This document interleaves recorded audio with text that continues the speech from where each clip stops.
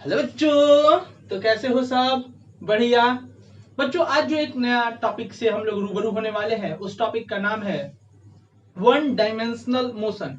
बच्चों, इस टॉपिक को जानने से पहले हम लोगों को एक्सीलरेशन के बारे में जानना अति आवश्यक था। और इस टॉपिक को जानने से पहले जितनी भी बातें एक्सीलरेशन में थी बच्चों, वो सारी बातें हम लोगों ने कर ली है। अब जितनी भी उसकी यूजेस होंगी वन डायमेंशनल मोशन में, हर एक टॉपिक को जानना जरूरी है। और उस बातों को जानने के लिए बच्चों मैं लिंक डिस्क्रिप्शन में दे दूंगा, वहां से आप लोग पूरी बातों को देख लेना, सीख लेना। अब बच्चों स्टार्ट करते हैं इस नए टॉपिक को एक नए जोश उमंग से, जिस टॉपिक का नाम है वन डायमेंशनल मोशन। मैं शिवानंद त्रिपाठी, आपका प्यारा सा channel megger concept classes.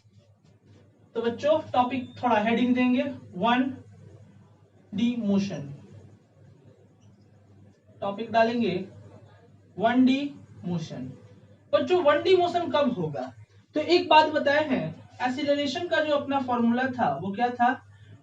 DV n cap divided by dt, यही था बच्चों ना। और इसी को हमने क्या किया था, इसको उठाया था, इसके साथ डिफरेंशिएट किया था, और इसको क्या किया था, पहले बार में कांस्टेंट रखा था, अब प्लस क्या किया, इसको कांस्टेंट रखा और इसका डिफरेंशिएशन किया था, यही किया था।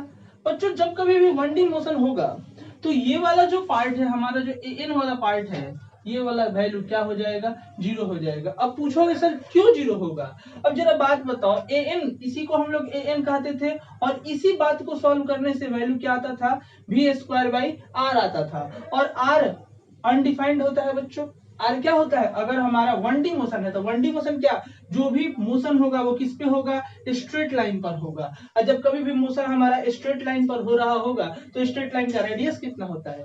अनडिफाइंड होता है ना। तो अगर अनडिफाइंड होता है, इंफिनिटी होता है, तो वैल्यू क्या हो जाएगा इसका? फुल्ली जीरो हो जाएगा। कुछ भी बाई इंफिनिटी वैल्यू जीरो होगा, तो ये वाली वैल्यू क्या होगी हमारी? जीरो हो जाएगी। तो जो भी बातें होंगी वो इसके ऊपर बचेंगी। तो a इक्वल टू क्या होगा? N cap d v by dt। अगर हम इसका अगर मैग्नीट्यूड ले ले तो यूनिट वेक्टर का मैग्नीट्यूड, ये बात हम लोग जानते हैं कि क्या होता है? वन होता है। खैर ये तो बात जान गए। अब बच्चों इसमें दो केस है। एक्सीलरेशन हमारा दो भागों में, मतलब एक्सीलरेशन की जो बातें हैं, डीवी बाई dt की जो बातें हैं, वह दो भागों में बट जाती हैं। एक तो बच्चा इसका मान जो है, ए का मान, वो क्या होगा? जीरो से बड़ा होगा। जीरो से क्या होगा? जीरो से क्या होगा? तो बड़ा होगा। तो जीरो से बड़ा कब होगा? तो जीरो से बड़ा तब होगा जब एक्सीलरेशन और वेलोसिटी दोनों क्या हो जाए? पैरेलल हो जाए। एक्सीलरेशन और वेलोसिटी, जिस दिशा में एक्सीलरेशन, पहले भी हम बताए हुए हैं कि हमारा एक्सीलरेशन पॉजिटिव तब होगा जब हमारा एक्सीलरेशन और वेलोसिटी की जो दिशाएं हैं वो क्या हो? सेम हो। अगर हमारा यह जीरो से छोटा वैल्यू कब होगा? जब हमारा acceleration is opposite to velocity. और जैसे ही अपोजिट होगा तो एक्सेलरेशन नेगेटिव में जाएगा। इसी बात को हम लोग क्या कहते हैं? रिटार्डेशन। तो इसी बात को रिटार्डेशन कहते हैं बच्चों। आओ आगे हम लोग जानने का कोशिश करते हैं वन डी मोशन के ऊपर। खैर यहां तक क्लियर है। नेक्स्ट बात जो है बच्चों, तो एक की जो वैल्यू आई हमारी वो क्या आई? डीवी बाई dt आई। अच्छा यहां से पूछेंगे इससे कि टाइम तुम्हारा तो डिवाइड में, इधर भेजेंगे तो मल्टीप्लाई में, तो dv इक्वल टू क्या होगा? a इंटू dt हो जाएगा। क्या होगा? a इंटू dt हो जाएगा। अब यहां से पूछेंगे, छोटा सा टाइम है, छोटे से वेलोसिटी में टोटल निकालना हो तो क्या करेंगे? दोनों साइड इंटीग्रेट कर देंगे। ये क्या है हमारा? ये है एरिया अंडर, इसको कहते हैं area under acceleration time graph. Acceleration time graph. अब बच्चों ये तो बात हो गया। और एक्सीलरेशन टाइम ग्राफ का जो एरिया है बच्चों, वो क्या देता है हमारा? वेलोसिटी देता है। ये याद रखेंगे बात को, ठीक है। अब जैसे ही मैंने ये बात बोला कि ये हमारा dv बाई dt है, तो स्पेशल केस लेते हैं कि इफ हमारा एक्सीलरेशन क्या हो जाए? कांस्टेंट हो जाए। अगर हमारा एक्सीलरेशन कांस्टेंट, यहां तक हमको नहीं पता था कि हमारा एक्सीलरेशन कांस्टेंट है अथवा नहीं है, लेकिन हमने स्पेशल केस में ऐसा मान लिया कि हमारा एक्सीलरेशन क्या हो जाए, कांस्टेंट हो जाए, तो बच्चों एक्सीलरेशन क्या होगा, बाहर निकल जाएगा, इंटीग्रेशन से एक्सीलरेशन बाहर, टाइम dt, टाइम कितना हो जाएगा, तो dt हो जाएगा, टाइम जीरो होगा तो वेलोसिटी उस दौरान जीरो होगा, टाइम जीरो होगा तो वेलोसिटी उस दौरान u मान लेते हैं, इनिशियल स्पीड u मान लेते हैं, और टाइम t हुआ तो इनिशियल स्पीड क्या मान लेते हैं, v मान लेते हैं। dv का इंटीग्रेशन क्या होगा वो बच्चों, तो v होगा, u से लेकर कहां तक जाएंगे, v तक जाएंगे, तो a इंटू dt का इंटीग्रेशन क्या होगा, तो t होगा, जीरो से लेकर कहां तक, t तक। अपर लिमिट बाद में क्या डालेंगे, लोअर लिमिट, तो v minus u equal to क्या हो जाएगा बच्चों, a t। तो v इक्वल टू हम लोग को फॉर्मूला पता है क्या होता है, v इक्वल टू ये माइनस में उधर जाएगा तो प्लस में at, v equal to u plus at। तो ये बात हम लोग जान गए। खैर नेक्स्ट बात करते हैं बच्चों,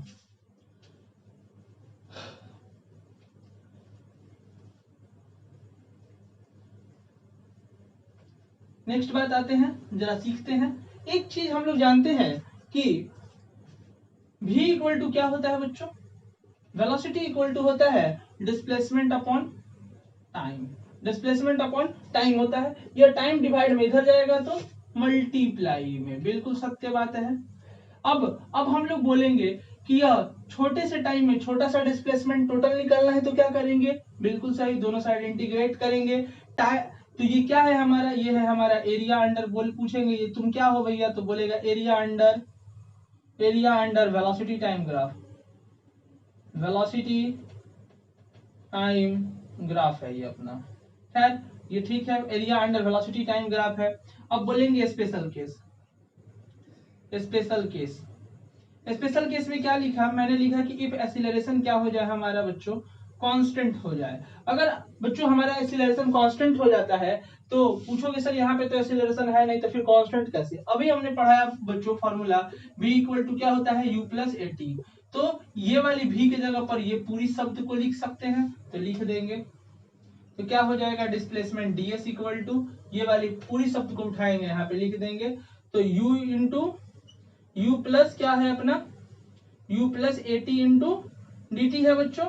अब इसको उठाएंगे, इसके साथ मल्टीप्लाई, इसको उठाएंगे, इसके साथ मल्टीप्लाई, ठीक है। टाइम जीरो तो डिस्प्लेसमेंट क्या होगा, जीरो, टाइम टी तो डिस्प्लेसमेंट क्या होगा, s, ठीक है। अपर लिमिट लोअर लिमिट डाल दिए, डिस्प्लेसमेंट का इंटीग्रेशन जो होता है वो s होगा, ds का इंटीग्रेशन अपना s होगा, जीरो से लेकर s तक। अब इसको उठाएंगे, इसके साथ मल्टीप्लाई, इसको उठाएंगे, इसके साथ मल्टीप्लाई, जीरो से लेकर t तक, u dt, और फिर क्या हो जाएगा, a t dt। अब u तो कांस्टेंट है, बाहर आएगा, तो s इक्वल टू क्या हो जाएगा, u प्लस ut, और फिर प्लस a कांस्टेंट ले लिए हैं अपना, तो a बाहर आ जाएगा इंटीग्रेशन से, t इंटू डी टी। यहाँ पे t का पावर 1 है तो 1 प्लस 1 2 हो जाएगा, divided by 2, t plus 1 by 2, t plus 1 क्या हो जाएगा, तो ऐसे लिखेंगे a into T square by 2, तो इसलिए डिस्प्लेसमेंट की वैल्यू आ गई, मतलब s इक्वल टू क्या होता था formula, ut plus half a t square, आ गया अपना। अब बच्चों नेक्स्ट बात करते हैं, आ जाओ। नेक्स्ट क्या है, हमारा एक्सीलरेशन के ऊपर ही जो लास्ट वाला जो फॉर्मूला है, वही वाला जो बचपन में 9th में पढ़े थे, वही वाले फॉर्मूला को हम लोग क्या कर रहे हैं, एक बार डिराइव कर रहे हैं, और इसी के ऊपर जो क्वेश्चंस होंगे वो नेक्स्ट लेक्चर्स में आने का कोशिश करेगा। बच्चों मोशन इन 1D का 2 लेक्चर होगा, एक ये तो कांस्टेंट में चल रहा है, एक फंक्शंस पे आएगा, तो दोनों को हम लोग को जानना बहुत अति आवश्यक है। खैर नेक्स्ट आते हैं, बातों को करते हैं, सीखते हैं, जानते हैं।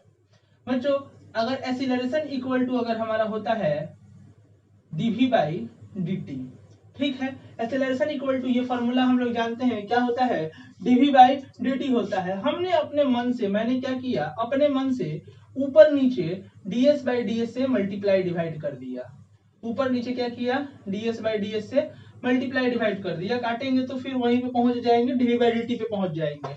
अच्छा इसको थोड़ा सजाने का हम कोशिश करते हैं, dv into dv by ds into ds by dt, इसी को बस सजा दिया और कुछ नहीं किया मैंने। अब ds बाई dt का वैल्यू क्या होता है बच्चों, तो होता है ds बाई dt को ही तो हम लोग v कहते हैं सर, तो v into dv by ds। तो बच्चों एक फॉर्मूला ये है जो हम लोग को याद रखना पड़ेगा। एक फॉर्मूला इस पे भी आता है कि in the questions, in the sense of question, कि अगर डिस्प्लेसमेंट दिया रहेगा, वेलोसिटी दिया रहेगा, मांगेगा एक्सीलरेशन, तो यहाँ से ये वाले फॉर्मूला को पुट करके हम लोग सॉल्व कर सकते हैं। खैर नेक्स्ट बात पे आते हैं। ये डिवाइड में इधर जाएगा तो बच्चों मल्टीप्लाई में चला जाएगा, तो एक्सीलरेशन इक्वल ये क्या हो जाएगा, v vector into dv equal to क्या हो जाएगा, a इंटू ds। ठीक है, छोटे से डिस्प्लेसमेंट में छोटा सा वेलोसिटी टोटल निकालना हो तो दोनों साइड इंटीग्रेट कर देंगे। ये क्या है, ये है अपना area under acceleration time graph, sorry acceleration displacement graph, displacement graph है। ठीक है बच्चों, यहां तक तो क्लियर है अपना। इसके बाद क्या करेंगे, अगर हमको स्पेशल केस पे बात करते हैं। अगर हम बात किए कि इफ एक्सीलरेशन जो है हमारा वो क्या हो जाए बच्चों, कांस्टेंट हो जाए। अगर हमारा एक्सीलरेशन क्या हो जाए, कांस्टेंट हो जाए, इन द सेंस कांस्टेंट हो जाए, तो क्या करेंगे, एक्सीलरेशन कांस्टेंट हो जाएगा तो ये बाहर आ जाएगा। अब ये बाहर आ जाएगा तो v square, v equal to v into dv equal to acceleration बाहर और डिस्प्लेसमेंट हो गया ds। अगर डिस्प्लेसमेंट 0 तो वेलोसिटी हो गया अपना इनिशियली u। अगर हमारा डिस्प्लेसमेंट s हुआ तो हमारा इनिशियल वेलोसिटी, फाइनल वेलोसिटी क्या हो जाएगा बच्चों, तो v हो जाएगा। खैर आगे बढ़ने का कोशिश करते हैं, प्रयत्न करते हैं। ये कांस्टेंट है, इसको बाहर निकालेंगे। नहीं कांस्टेंट क्या है, v और dv है ना, तो ये क्या हो जाएगा, v स्क्वायर बाई 2 हो जाएगा, v स्क्वायर बाई 2 हो जाएगा। लोअर लिमिट बाद में अपर लिमिट बराबर ds का इंटीग्रेशन क्या हो जाएगा बच्चों, s हो जाएगा। ds का इंटीग्रेशन s हो जाएगा, lower limit upper limit, upper limit डालेंगे बाद में लोअर लिमिट डालेंगे, तो ये हो जाएगा v square by 2 minus u square by 2 बराबर अपर लिमिट खाली डालेंगे, जीरो डालेंगे तो कोई फर्क नहीं पड़ता है, जीरो का जीरो वैल्यू डालोगे तो वैल्यू क्या आ जाएगा, लास्ट में जीरो आ जाएगा। बिल्कुल सही बात है। तो a इंटू एस हो जाएगा और इसका एलसीएम लेंगे, 2 उधर मल्टीप्लाई में भेज देंगे तो v square minus u square equal to क्या हो जाएगा, 2as। तो ये वाला एक फॉर्मूला हो गया। तो बच्चों ये रहा अपना 1D मोशन। तब तक के लिए बच्चों धन्यवाद, मिलते हैं नेक्स्ट लेक्चर वीडियो में, तब तक।